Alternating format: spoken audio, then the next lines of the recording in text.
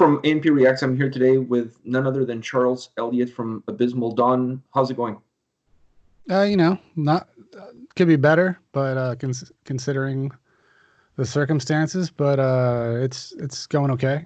You know. How is the quarantine impacting you specifically? Is this taking a toll on you, or are you handling it well? I think I have a day job and I work from home at the moment. Um, as far as the band's concerned, uh, it's put a stop to all our plans basically, because we were trying to do another tour in June or so, and now, there's no tours in the foreseeable future, it looks like. So, I mean, we hope to do something by the end of the year. Um, but it's all up in the air. And I think right now the plan is to do something in Europe in December. Um, hopefully everything's cleared up by then, and hopefully things are clear up in the rest of the parts of the world, so we can start touring again too. Yeah, that's kind of where I wanted to start with you, is to talk about the last tour that you guys were on with later earlier on in the year. You were able at least to squeeze that tour in before travel restrictions came along and all of these other things happened. How was that tour for you guys with Vader? Oh, it was great, man. We were talking about it now, I guess like the other week or so, because I was telling Eliseo, our bass player, it's like, man, wouldn't you just remember when we were crammed in a bus with 15 people and the heat didn't work? That was great, right? Like, we should be there again. Compared to the circumstances right now, we'd rather be on tour than cooped up in our I know houses basically. everything is about perspective. Back then, perhaps you could think of better places to be, and now you wish you were there. I mean, it was a great tour, don't get me wrong. Just everyone was on top of each other, and everyone got along, so that was good. Everyone was respectful and stuff, and we got along with all the crew as well.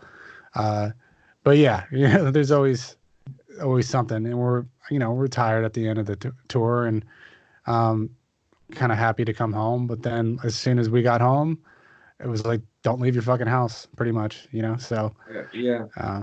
You went almost from being quarantined on the road to being quarantined at home. Basically, yeah. That's a good way of putting it.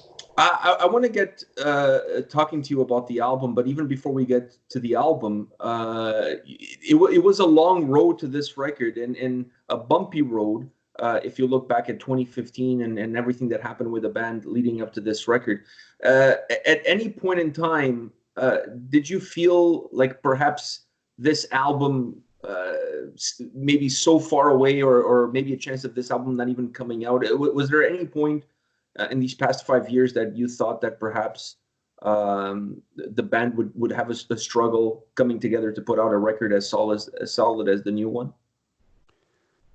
I mean, I felt like at some point with the band, I did think about possibly ending it, and it was very brief, because but then I don't know. We had some incredible tour opportunities.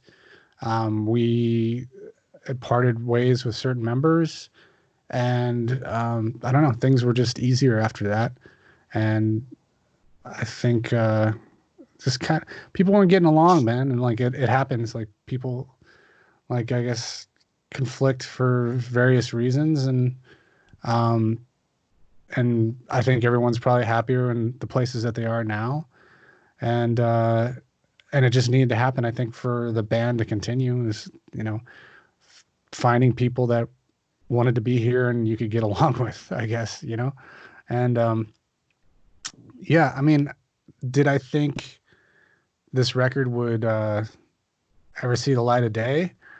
I don't know. It took a long time to get here. It seems like our albums take more and more, or have more time in between albums with every release. So I don't know. I mean, I never thought that this album wouldn't come out, but it was a lot of hard work to get it to finish it. for sure. And once it was finished, it was a great deal of weight off my shoulders. But now it's like, all right, we took like almost 6 years to put out a record, and now we can't tour because Oh, again, we're lucky enough to do one of the last tours that successfully made it before all the quarantine stuff. And looking back at it now, it's kind of surreal, or to think that we were one of the last bands to tour the U.S. successfully, especially as a metal band.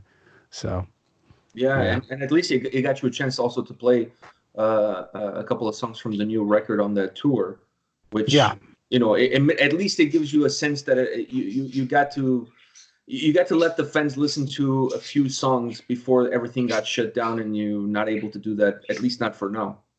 Yeah, at least we got to play some new songs, man, because we were tired of playing the same shit. And this album, we were hoping the album would be out in time for the tour, but it didn't work out that way, but we were able to get a single out before, and we decided to play another new song that wasn't a single during the tour. So we got some new stuff in, and gave people like a little bit of taste of what's to come, and I mean, it worked out well. One interesting thing about the album is it's almost like you guys were a little bit foreshadowing what was coming forward with Phylogenesis, with the lyrical concept of the album in terms of how the breakdown of social interaction due to social media and all of that stuff. It kind of plays into what's happening right now. I mean, it's not necessarily social media driven. It's because there's a virus around in quarantine. But are you seeing an extension of that? Because I really connected with the lyrical concept of the album in terms of the idea, because I see that in my house with my own son, where I start to feel like this new generation doesn't know how to interact with people face to face because they're so used to just interacting through devices. Now we're pushing it to another level where we're forced to stay home. So now we're forced to interact through devices versus face to face. How do you see the current situation as perhaps unwilling evolution from where we were before with social media? Man, so I think the album was more of on a personal level for me, and more of a became more of a concept album unintentionally, by taking what in society makes the individual kind of go insane, or can make you go insane. And the social media thing, yeah, I mean, it's a part of it. I think one of the songs with Path of the Totalitarian was based sort of on social media, and the idea that everyone has a voice, everyone's screaming at the same time over on top of each other. Maybe not necessarily everyone needs a voice, and just that noise and the bickering of everyone online, and like how that's a distraction from, like, there's no conversations or like actual dialogue between people. There's no middle ground. There's no like solving problems together. It's just like, I think this, I'm going to shout this at my top of my lungs. Mm-hmm. And that was more of what I was trying to say, I guess, with that song, because I feel like, with everyone divided, we're easy to just control, and that was the idea behind it. So I'm not taking away from anything you might get out of my lyrics. It's not for me to say exactly how you interpret them, but to me, that was what that was about. And yeah, basically. So hopefully that answers your question, but doesn't answer your question. It makes me go back and re-listen to the album and reevaluate. But at the end of the day, it's very subjective. Everybody's going to interpret based on their own baggage that they bring into the record. For me, I took perhaps something a little bit more towards something that I see myself in my day-to-day life. So I connected those lyrics with my own personal experience. So maybe that's the reason why. Yeah, I mean, I think a song like from the past, Perfecting Slavery, that's more about what you were talking about, on how everyone's just sort of distracted and not interacting with each other anymore, and everyone's stuck in this this imaginary world or this virtual world, you know, where people don't come a point. It's like, I mean, I saw you in person not too long ago, but you know, this could be the only way we interact for quite some time, you know, like it's like you Yeah, don't exist in the real world, but I know you do because I've seen you, but you know what I mean? Like, um, yeah, there could come a time where it's just everyone just has these Avatar. online, yeah, avatars, these online personalities, these heightened versions of themselves, you know, that they hide behind that, like, you know, don't show who they really are, I guess. But yeah. Yeah, everybody's divided in tribes these days. That's for sure. Yeah, and it's a problem, man. I don't know when this happened, like, No, but it I just seemed to honestly, I don't know happen. when it Yeah. started, but it's definitely here, and you start to feel that what you're saying is exactly true. That everybody feels like they're the owners of the truth, and we're segregated in these different tribes, and you have to follow the dogma of each tribe to a T. Otherwise, you're kicked out of the tribe.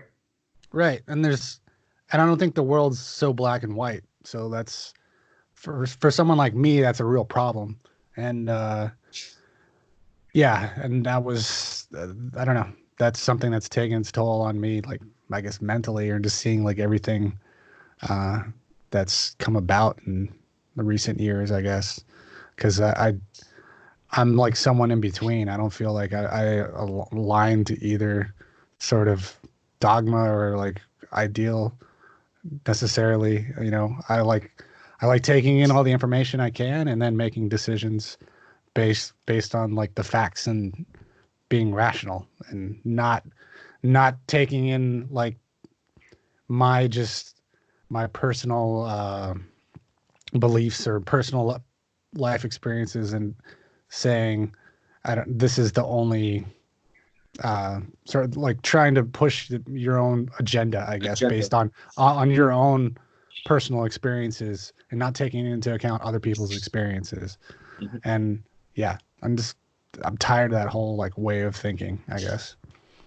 And for the album, going into the sound of the record, I felt that this album, from my perspective at least, it felt very broad. Like I didn't feel like you guys were boxed into a specific genre, that you had these strict guidelines on how you wanted the record to sound. Because you get some songs feeling very brutal, then there's some songs where there's a lot more technical aspects into it.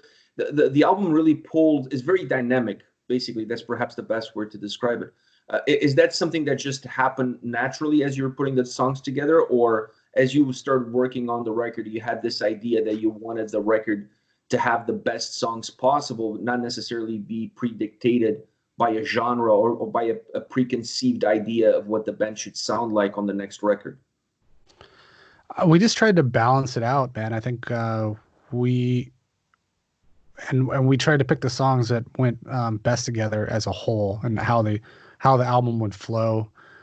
There was like two songs that didn't make it to the record. We didn't finish lyrics for them for the album, and I think they're really good songs. I just felt like, and I think the rest of the guys too, they were just kind of the outliers in what we'd written, like the collection of songs, and we wanted an album that would be concise and not overstay its welcome, and you know, but also be dynamic and have different feels throughout it. So um, I don't know if there's like a conscious effort for that, but I think you know we would write like a groovy song or something like, and we write like a couple groovy songs or a couple technical songs. We're like, all right, you know, now we need some fucking like ass kickers, you know, like we needed just super brutal songs, you know, like, oh, maybe we want to do a little more, like show that we can still like, or we do the tech death thing too. And like, all right, let's throw a little bit of that in there. And,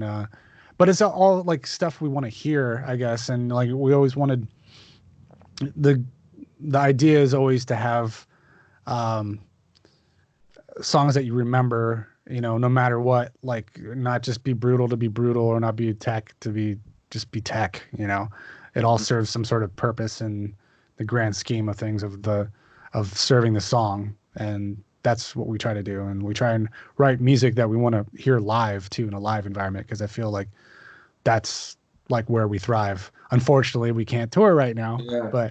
but you know, that's always what we tried to do, is write songs that we'd want to play live. Is it important for you guys to have that ability for an album to translate really well to the live setting? Because ultimately, while you're not going to play every single song from the record live, you will play some of those songs live, and you're going to add them to your set list. So that is something in the back of your mind when you're putting the tracks together. Yeah, always, man. Like I think pretty much, I don't know, all of Obsolescence.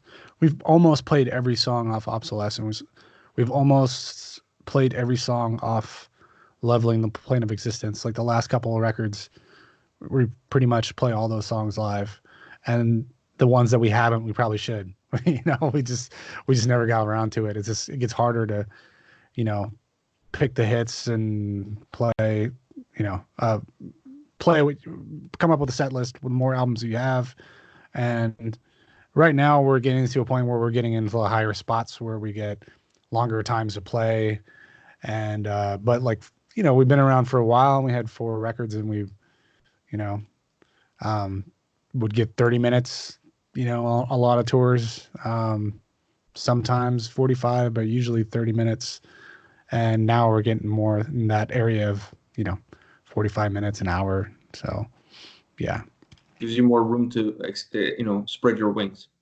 Yeah, I mean, we get to play some deeper cuts, I guess, here and there. Yeah, so, yeah, it's cool. Well, having had the pleasure of seeing you guys live, I can tell you that the energy from the new record, Phylogenesis, and the energy that I saw from you guys live, even though you only played a couple of tracks, it's very equal. What do you get from the live show is what you're going to get from the record as far as the intensity, the aggression is concerned. And I think this album, once you have a chance to go on the road and play more of those tracks, I think fans will realize that this album, while being a studio album, has the energy of a live record.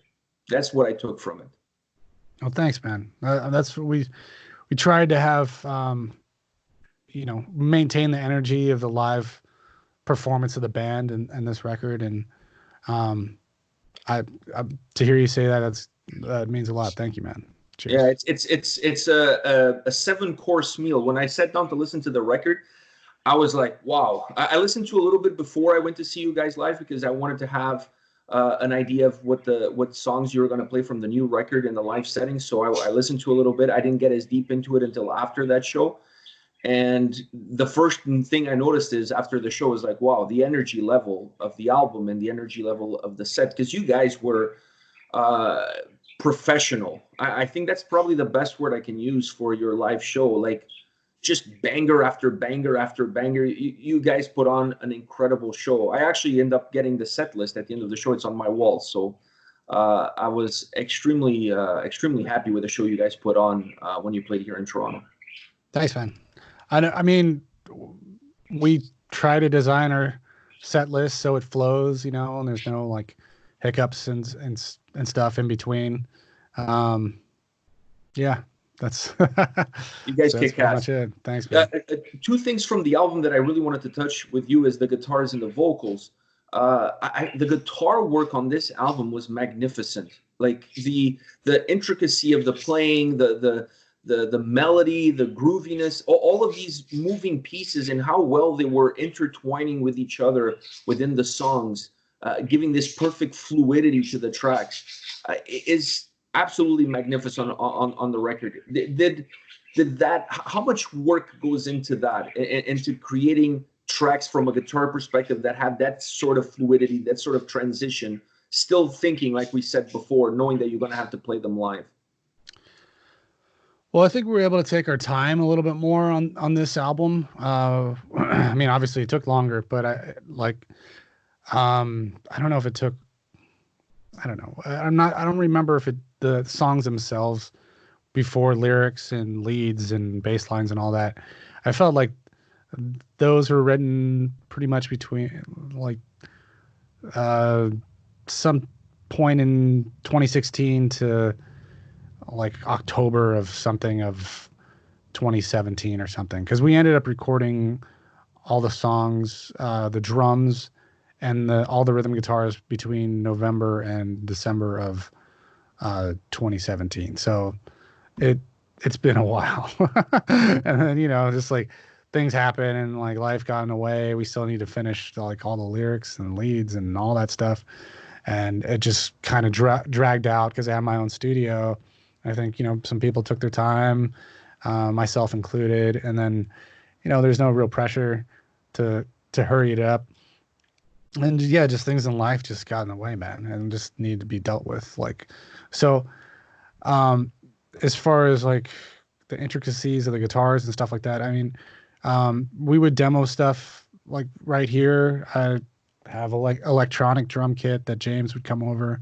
We'd jam on, just riff ideas and stuff, and I'd record it. We could move stuff around,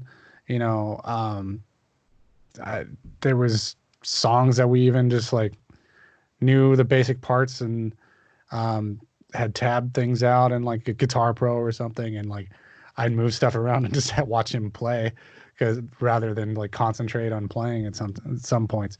Not all of it was like that, but like a few. And yeah, but yeah, get together with Eliseo as well, our bass player, and we just jam out riffs, and it just yeah, we're just able to put them together and map them out a little bit more, maybe add more layers and harmonize things, or just work on transitions, because we had, I have the luxury of having my own space, I guess. So it's a collaborative process for you guys. It's not like you dictate where everything goes and you pretty much create everything and then send it out.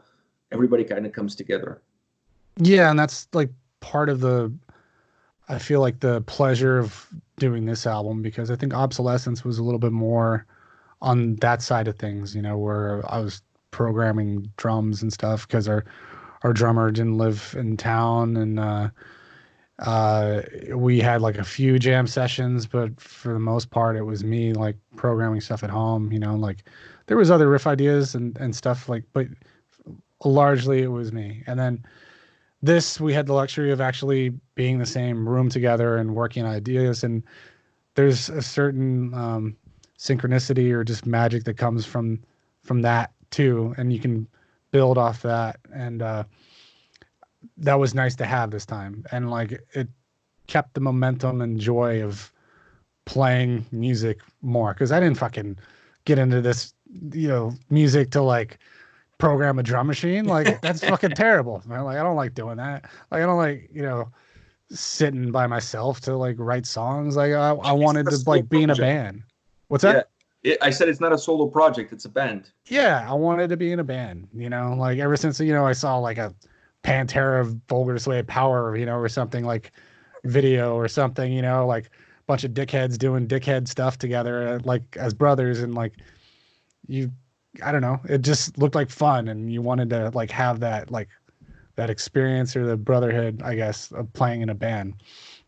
So it was nice to have that again, and I feel like maybe you can hear that in the music, that like we just there was that joy of making a record again, I guess. So yeah, I think you definitely see that in the music, and I think you see that in the way the songs transition and the way the songs are put together. It feels like a collaborative effort from everybody, because everybody's putting a little bit of their own soul into it, if you will.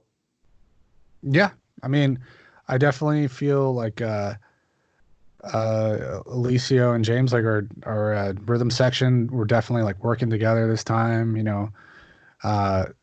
James brought another level to the band, and he's more of comes from more of like a drum line and jazz background, and I think that added like a new level, to quote Pantera, I guess, to the band. From the vulgar display, might as well go with yeah. So yeah, I don't know. And having Vito came in like into the picture, like right when all the songs were written, we were about to go in the studio, and he added like leads basically, but that was like what I wanted him for. Like I wanted him to be like the lead guy. Like I consider myself a decent lead guitar player, but I feel like he's the shredder of the band, like ridiculous. And that's what I always wanted. And it's it's always good for each band member to have their role, because if you don't have a role in the band, it's like, well, what the fuck am I doing here, basically. Mhm. So, and I think that has had conflicts in the past, and so I was happy to have Vito on board, and he's laid down some ridiculous lead guitar playing too, so Right, it's right. awesome. The other aspect that I mentioned before was the vocals. Did you approach the vocals on this record differently than previous records? Yeah, I mean, a little bit, I guess. I mean, there's definitely a lot of faster vocals on this Yeah, the reason I'm album. asking you is because it felt a little bit like there was some slight variations. Yeah, there's faster vocals. There's some different vocal styles I'm trying out. Also just getting comfortable with, I don't know, what I do best, I guess, and focusing on that more. Um, I don't know. I was always kind of, I wasn't always 100% of how the vocals like sounded like on the last record. And for whatever reason, there's a lot of like debate, like back and forth with that. And like, but, I really wanted to get the vocals like, you know, sounding great on this album. And I felt like that was part of my mission, I guess. Um, so yeah, I mean, they're just, all my vocals on each record sound a little bit different. It's just like probably the natural progression of my voice. Um, and I try different techniques. And I feel like I'm comfortable with uh, my how I sing now. And was a bit more practiced and uh, in my natural element. Because I'm recording out of my home studio. So yeah, I don't Like a know. little bit more comfort. Yeah, and like also, I mean, I demoed everything at home first, um, and then just yeah, trying out like different voices, different um, vocal patterns, and all that, and having, and then I had friend and producer Mike Bear, who's we've worked with on the past two previous albums. He came over and he helped me record my vocals as well. So yeah, I don't know, man. I just I just felt a little bit better about him this time around, and I knew what I could do better, I guess, than from the previous album. But yeah. Are you a professionist when it comes to that? Like when you were recording the demos, are you listening to it and saying, "Man, I could change this here a little bit here"? Sometimes do you get inside of your own head, and how much does the lyrical content of the track impacts on how you attack that song specifically with the approach and style? Does that play a role at all, or you're kind of focused on what do you want, regardless of what the lyrics are telling you to do? Um, let's see. That was a multi-layered question. Yeah. Um, so Sorry am I about a that. I perfectionist? packed Well, like I two try and not. Sorry, go ahead. I said I packed two and one in there. Sorry about that. I try not to like get too fixated on the demo, I guess, for my vocals. I try and get, all my ideas laid out. I know I can, if something I don't nail, I know I can do it better later for the actual recording process, because I don't want to like blow out my vocals or whatever. And it's just about getting my ideas down. And but I would usually, I guess, run through a song, play or sing a bunch of like gibberish, like until I'm just basically the vocal patterns that I have in my head, and like get what I feel like the song needs down. And then from there, kind of like make sense of it. Like it's kind of like um, I don't know what's the word I'm looking for. Your subconscious, like what your subconscious is telling you, like how the music is making you feel, and the words that come out from Mhm. that. And then from there, I would kind of make sense of the bullshit, like, and maybe I was inspired by another thought, and like worked vocal patterns into those ideas. But and then what was the other part of your question? I guess like. No, I think you answered both, which was if you're a perfectionist and how much the lyrical content of the songs impact your delivery or your approach to the song. So I think you covered both. Yeah, and like when you're actually recording, you try and think of like how these lyrics like make you feel, or like I don't know, I don't remember how many of those fuck you alls I did at the beginning of the album, you know what I mean? Like, but I had to be the one that I meant it, because there was a couple throwaways. Yeah. I read on the bio when I got the bio from Season of Mist that about those fuck yous at the beginning, that you normally don't curse on the records, and in this one you open an exception to that. I mean, or is that just like you letting out all the frustration of all the built up frustration from all these years leading up to the time when it's time to record this latest record?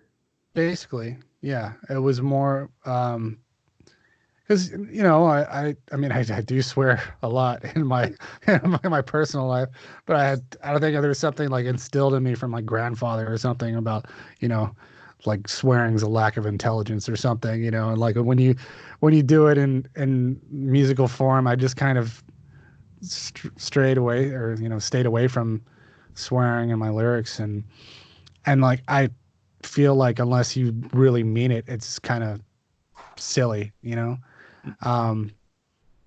and yeah, there was moments on this album where I meant it, so I used it, but yeah, I don't think it should be I don't know, used. It's not going to be the norm. Yeah, it's not the norm for us, I guess, but I mean, it's not like we're swearing and holy shit, we reinvented the wheel because we're swearing on a metal record, I'm just saying that like we felt like we genuinely connected with that fuck you, I guess. It's just like, yeah, we're back, it's been a long time, a lot against all odds, here we are, we're doing it again, and we made this fucking the best album of our careers, and I really felt that way. So yeah, it was a fuck you all basically, and it applied to kind of the lyrics of that song too, of just humanity in general, I guess. So it's it gave a sense of a personal touch, if you will. Yeah, I mean, there's lots of personal touches on the record, but yeah. And that takes me to the last question I have for you tonight, which is the album comes out April 17th on Season of Mist, Phylogenesis. And what are you guys planning on doing? Because like you said, you had plans, but now with this quarantine, it limits what you guys can do as far as promotion of the album. And that puts you in a weird spot, even though you guys had that tour earlier on in the year.